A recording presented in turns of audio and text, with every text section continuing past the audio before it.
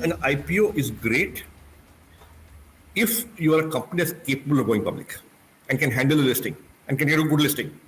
But if you're not ready for it, an IPO can be a terrible thing to do because there's nothing worse than an orphan stock. Nobody comes you in research. If you are trading below list price, your growth goes away, right? Your profitability goes away. That's a bad IPO. You should go public when you have a sustainable business or potentially sustainable business next 1 or 2 years, with growth coming in, with profits going up, right? That's the right time to go public. And so what I read is it's not an end, it's not a achievement, like it's not really. So do you think that the entrepreneur should look at it as an end goal of things that, okay, now we got public? It's a big milestone. If you want to go, it's a big milestone, but life begins afresh after IPO. So मैं ये बोलता हूँ कि when you start a company, if you're the solo founder, in the beginning the company belongs to you. If you have 1 or 2 other co-founders, then the company belongs to 2 or 3 of you, right? But when you raise venture capital, the company doesn't belong to you alone. It also belongs to your investors. True. And when you go public, you belong to the company. फर्क ये है, you have taken public money, people have backed you, it's a huge responsibility. The levels of governance and scrutiny are of a different order. Once you're public, be prepared for it, only then go public. I said no to Flipkart in their pre-series A without even meeting them. Okay, I said no to Ola, the pre-series A, after meeting Bhavish. I said no to Taxi for sure in the pre-series A after meeting them. I said no to, I think, Lenskart, if I'm not wrong. I said no to Snapdeal twice at 28 million. Mm-hmm. I said no to, was it Big Basket? I forget now. So I said no to many companies that are going to become very valuable. Okay, and the reason why I said no to these companies is I would meet them, I would look at the business model and then say, I can't figure out how and when they'll make a profit. Now, we were right in that conclusion that it's going to be hard for them to make a profit and take a long time to come because they still haven't made a profit, many of them, right? Mm-hmm. But they have become very valuable, so we would have made a profit. So lesson for me is never mind the ones you miss, as long as the ones you do are good, it's okay.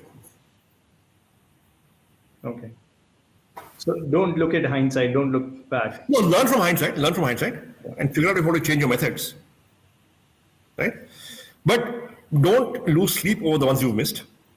You missed, too bad. Are the ones you've done good. Great. That's a great, I think that's a learning for a lot of our young audience.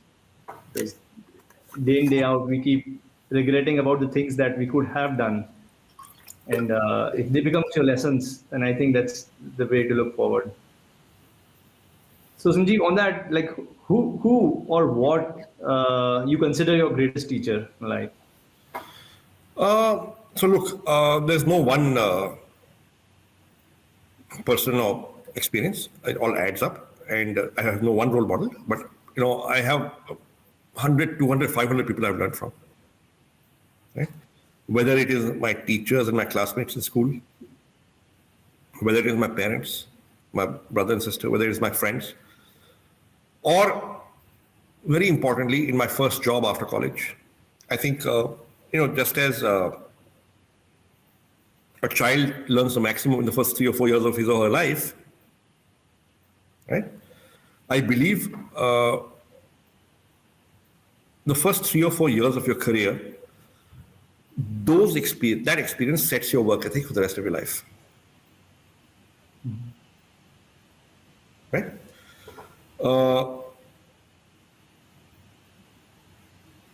And therefore, in your first job, it's really important that you're working in a place where there are really smart people, where you're learning a lot.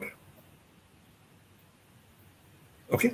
Because where you're imbibing the right work ethic, the right working values, and the right competencies and capabilities. right? Because they are what will lay the foundation for your career. So I was really fortunate that I worked in a company called Lintas in Australia after college for 3 years, where I worked with some really smart people, had some great experiences, worked in a high pressure environment where I had to stretch a lot. I faced a number of challenging situations, and therefore I grew and developed. So a number of experiences there. I think as an entrepreneur, I learned a lot. Right? The first 10, 15 years of being an entrepreneur, I continue to learn, but I think the first 5, 10 years were really instructive, where we were bootstrapping. I think bootstrapping was a great learning experience, although when you're going through it, it's painful. In hindsight, it's, you can talk about it as romance, but जब कर रहे होते हो, तो, it's not easy.